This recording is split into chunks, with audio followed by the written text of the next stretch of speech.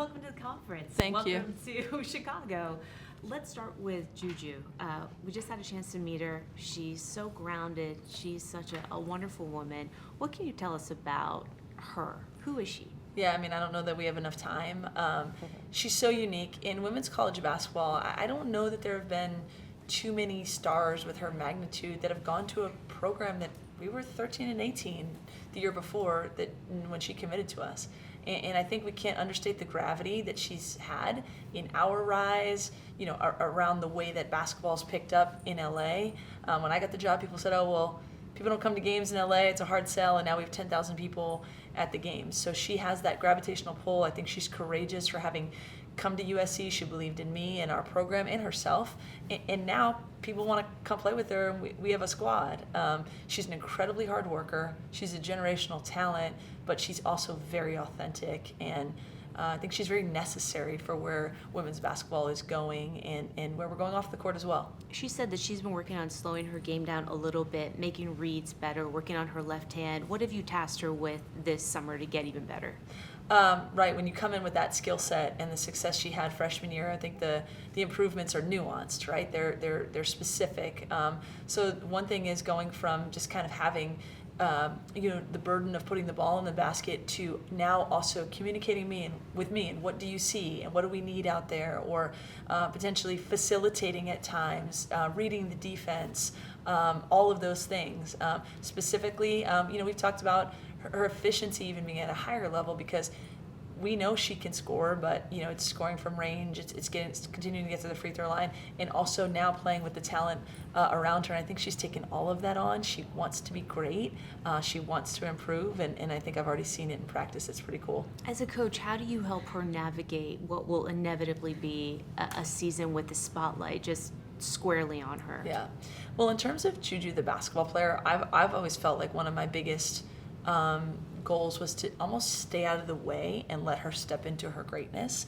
And when she did that her freshman year, now with it comes a ton of attention. So, our administration has reached out to Iowa quite a bit and said, okay, tell us what we need to know. Some of the things that Caitlin dealt with. I reached out to Caitlin and say, how can I help JuJu with this? I feel like it's my job to make sure that I'm using all the resources. I've tapped into my NBA people saying, okay, when you have someone, who's going to get this much attention, how do you, A, keep them safe, but B, allow them to embrace everything that's going on. So those are the resources that I've tried to use. And then it's always just keeping that relationship with her, trying to make sure she's comfortable with me to say when she needs something or when something isn't going right. But we're all looking forward to the attention and making sure that we're ready to embrace it. What was the most valuable thing that Caitlin told you about how to help JuJu deal with the incredible pressure that we saw her deal with firsthand? Yeah. Well, first of all, she was so gracious. She literally took my phone and said, here's my number. Reach out, call me, see how I can help. But essentially, she said I had that level of attention for, she said like a year and a half, and she said JuJu's going to have it for 3 years. So, obviously try to let her get through the WNBA season, take a break, and then, really ask her specifically about what she would do the same, what she would do differently. And we've talked with their program about everything from security to autographs to, making sure we maximize this time, but also, keep the main thing, and that's safety in basketball.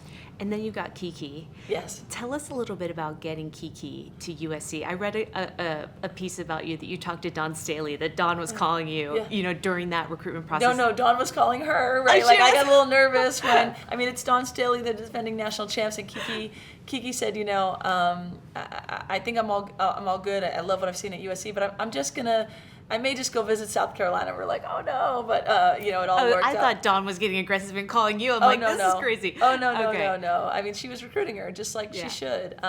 Kiki's phenomenal. To stand here with what I consider, two of the top players in the country, there's a lot of talk about JuJu, and rightfully so, but Kiki's going to be a top 3 pick in the WNBA draft. And in so much as JuJu is a huge step for us to get her with our program, to now have another legit national player of the year type candidate come and say, I want to play with JuJu. We want to do this together. We want to bring the rest of the program along.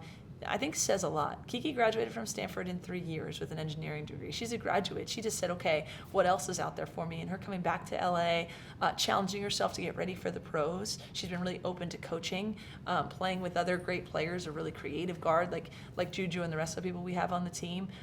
It's unbelievable. I'm grateful, that we have her. A little sad that it's only for 1 year, but I think we all feel like something special is brewing, and she's unbelievable. You're bringing in a combo guard with Talia. I mean, Yes. Can you speak to the depth that this squad has? Well, this is what I'll say.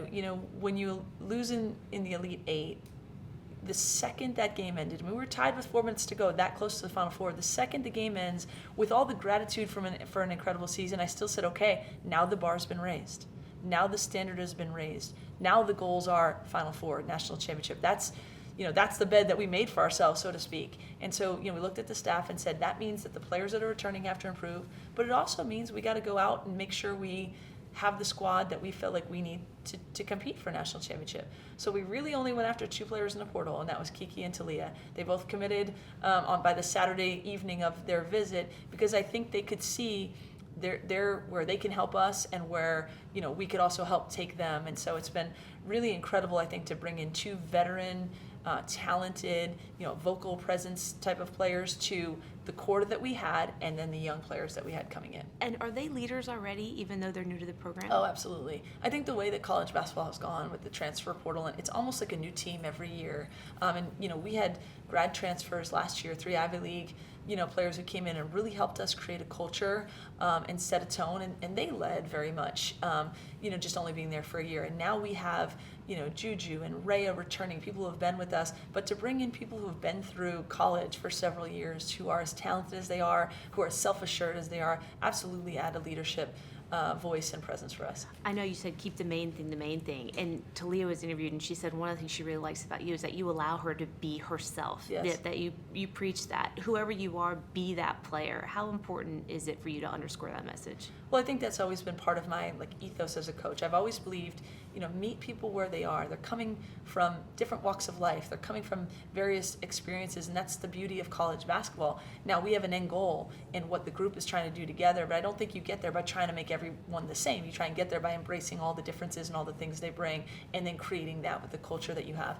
If you translate that to the basketball court, that's what I want from them as well. I think coming back from the NBA, my philosophy got a little bit more creative, a little bit more space, give people actions and and shapes on the floor, and kind of situational basketball, but then let them play versus putting them on train tracks. And I think Talia's really enjoyed that. I think it puts a lot of onus on the players, to take care of the ball and to make the right reads and decisions. But I think ultimately it makes them really better, more creative basketball players. One other thing you've done that I think is interesting, that a lot of programs will certainly try to emulate, I think, is you have curated a situation where players can come in and expand their individual brands, bringing in additions to your staff that will help these players be recognized nationally the way they want to be recognized. I mean, how important was that to you to not only take that off your plate as a coach, but to say, hey, we have an opportunity as the darlings of college basketball right now to recruit players and help them curate their own individual brands? Absolutely. I think I came from a unique place in that when I was choosing to come back from the NBA into college basketball, a lot of people who were in college basketball was like, oh, why would you want to come back? There's, the transfer portal's coming and all this NIL is on the horizon. And I'm like, this is how it should have been always. And I think it made me more open-minded to the changes. And now that we're here, well, number one, I'm competitive. I want to win in every space. As much as you want to win on the court, you want to be the best at handling this new era. You want to provide the most for the resources. But my time in the NBA also helped, because getting to know those guys really well. These guys make millions of dollars, and they're known for basketball. But what I learned in getting to know them is it's really important to them to have a humanity outside of being an NBA player. Why is that any different for our women? They come with their whole selves, and if they do so, they're going to be better, happier college basketball players. They're going to be better, happier women. Now you add NIL and the branding piece to it. It's not up to me to decide if they're marketable or not. Brands and the marketplace will show that. But if I allow them to be their whole selves, I think they'll develop that side of themselves, and if they can monetize it, great. We want that for them. But otherwise, it's also just finding out who you are and what you want to be and how successful you want to be later in life. And I think that's really the name of the game. You have taken this program, and in the span of couple of seasons. I mean, you guys are now the premier team in women's college basketball. To what do you really attribute the success? JuJu is a huge piece of that, obviously, but just in terms of the culture shift, the way that you wanted to grow the program, how have you done it? Well, I think it's the coming together of a vision, and I'm very grateful. I mean, we haven't won anything yet, so I appreciate the kind words, but we're trying to get there. We're trying to be the premier team, and I think having those lofty goals starts with an administration that I said when they contacted me about the job, how willing are, I know all the great things that USC has. We have an incredible campus, the best city in the country, you know, a great academic and athletic synergy on campus, but are you willing to invest in women's college basketball? And they said yes, and they've done that tenfold, and that's not just dollars, that's human power, right? Like putting the resources into it. So then you get a university that's committed. Then you get a star like JuJu to come. You get players that are not named JuJu that are willing to do the dirty work on the culture shift. You know, we had players in our second year who scrapped and clawed to help us get to the tournament that proved that we can win, and now all of a sudden, you know, these star players and the right people are coming to do it together. So I would say I've just been a little bit the architect of a vision and hired the right people and brought in the right players around me to make this vision happen, and it's been a really neat thing. And then I would add, lastly, the other piece of it that's really cool is one of the reasons I took the job was an awareness of the history. Some of the greatest players, not just in USC women's basketball history, but in basketball history, you know, Cheryl Miller and Lisa Leslie and Tina Thompson and the McGee twins and Cynthia Cooper wore this jersey. And so I knew it was possible. And to have a light shone on them because we're doing well is also really cool, because I think it pays homage to where basketball's going and where it's come from. And I think that's part of our story now too, is that we have this rich history and we're able to do some things on their shoulders, which happened 40 years ago. What's the biggest challenge being in the Big Ten? Oh my goodness. All the good teams up and down, all the good players. I think for us, it's the newness of it. Every single venue, you know, we're going to go to, I can't lean on the history of, oh, you know, 4 years ago they ran this out of a timeout, or remember this, you know, you got to be ready for the fans to be that way. We just have none of that history. So it can work both ways. I mean, obviously there's a newness and a freshness to it, but we're going to have to learn on the fly. And I think that's a big challenge, and our players have to be ready for that. Last question. How within reach is a national championship for your program this season? I mean, we are 7 practices in, but I do feel legitimately, like I said, when that bar was raised, you know, at the end of last season, we don't want to put a limit on it. We want to compete for a national championship, and I think if our players have that goal and are unafraid of that expectation, but still have the work on a day-to-day basis, like they don't have the weight of the world on their shoulders, like they're striving and challenging to prove themselves and have joy, I think that's when we'll have a real shot at it.